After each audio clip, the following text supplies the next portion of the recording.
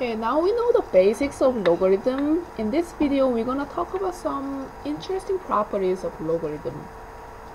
So for any logarithm, of course, for any logarithm, m and b, that means the arguments and the basis, they all must be positive number. So all positive number m, n, and b, where also b, which is the base, is not equal to 1. So you know base shouldn't be 1. For all logarithm, this property holds true. So let's in this video I'm just gonna show you the properties and how to use them, and maybe in next lesson I'm gonna show you a little bit more like systematic proof of why these work. So for now, just kind of focus on the properties and how to use them. So let's talk about the first one, called product property. Product means multiplication, right? So when you have the two logarithms with same base with different argument, so log base b of m plus log base b of n, then that equals to log base b of m times n. That's the product property. So for example, if I have log base 2 of 4 plus log base 2 of 8, according to that property, that should be equal to log base 2 of 4 times 8, which is 32. Okay, let's check that if that's true or not. Okay, what's the value of this part? So in other words, 2 to what power is 4? Well, 2 to the second power is 4, so that should equal to 2. What is the value of this one? And then you ask, 2 to what power is 8?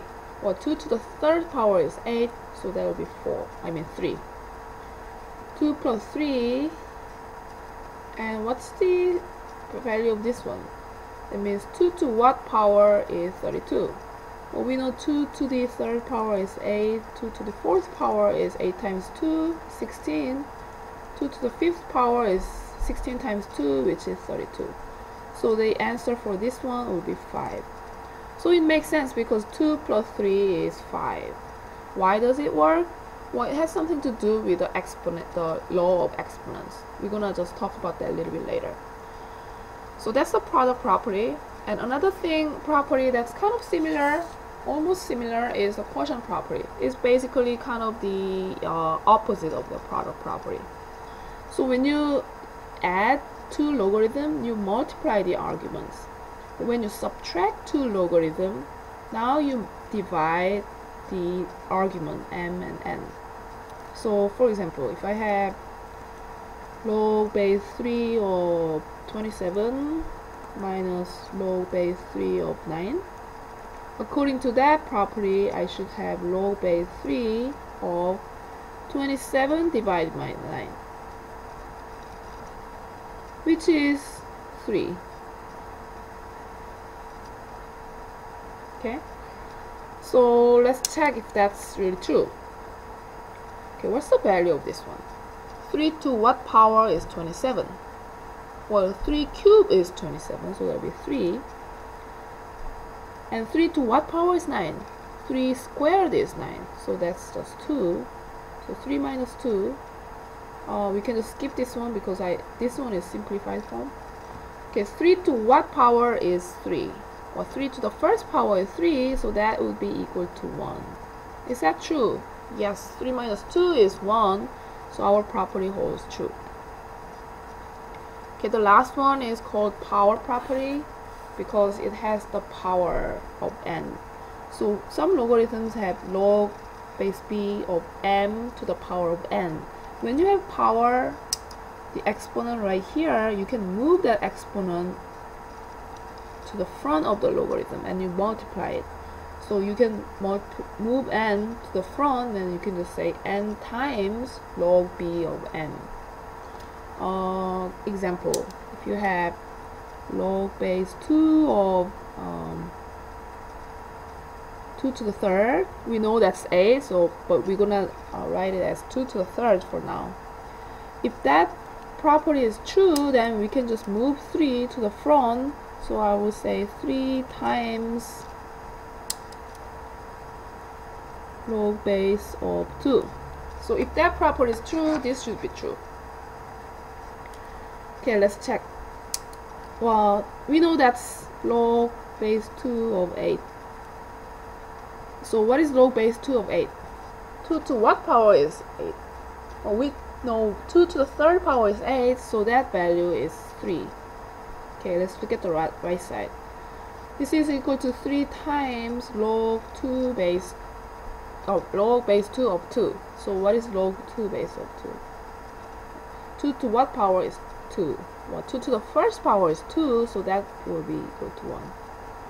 So 3 is indeed same thing as 3 times 1, so this property is true. Okay, let's go through a few examples. In this section, you're gonna have mostly two types of questions regarding these three properties. First one will be to simplify, and then another type will be to expand. Simplifying logarithm just means they give you many logarithms and then you have to make it into one single logarithm. Expanding would be the opposite. They give you one, like a single logarithm, and then you have to make it into many different logarithms. So let's go through the first example. So because we have two logarithms, they are subtracted from each other. That resembles the quotient property, the subtraction. And then you just divide the argument, it becomes m over n. So if I use that property, I can rewrite that in terms of the division. The base will stay same, base will 4. And 32, and I'm going to divide the argument. And will become log base 4 of 16. 32 divided by 2 is 16.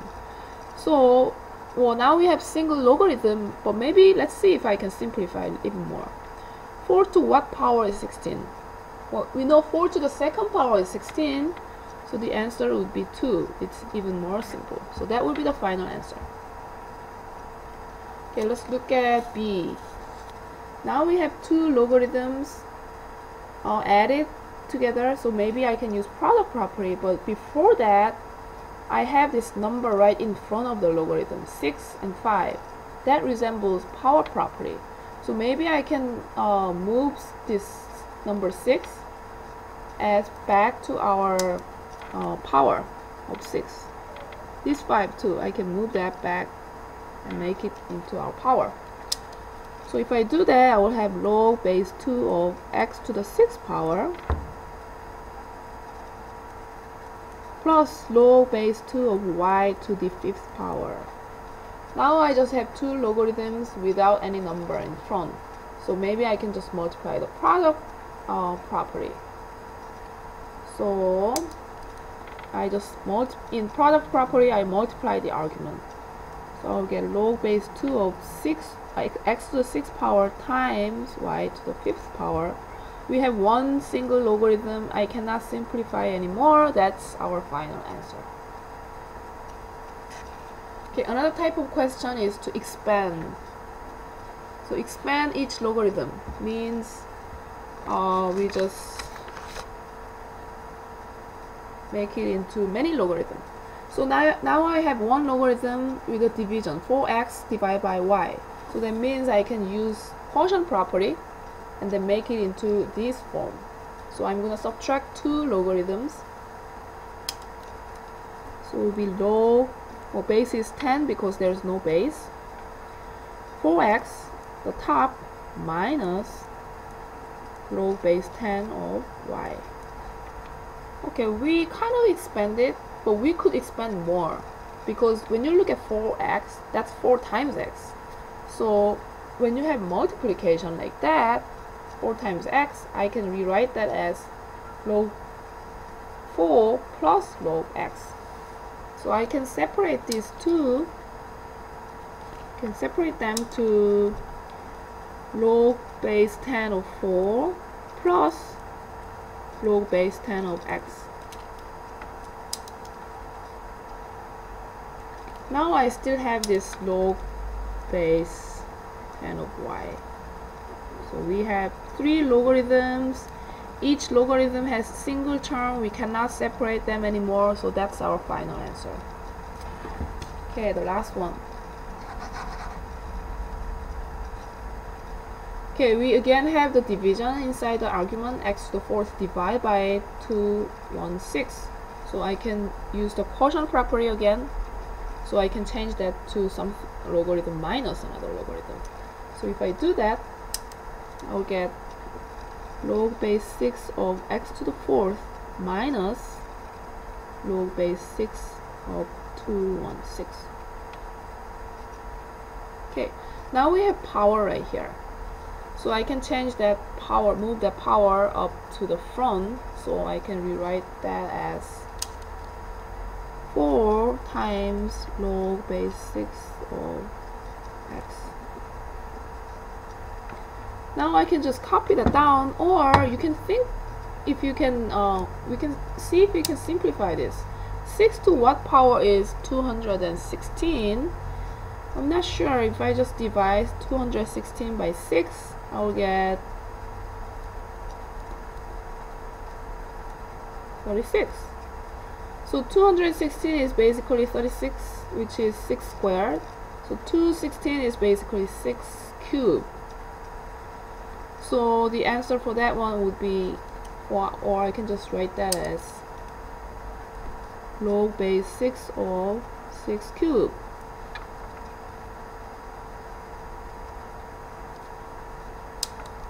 So now I can just copy that down, 4 times log base 6 of x. Now we have this power. I can apply the power property. I can bring out the power to the front.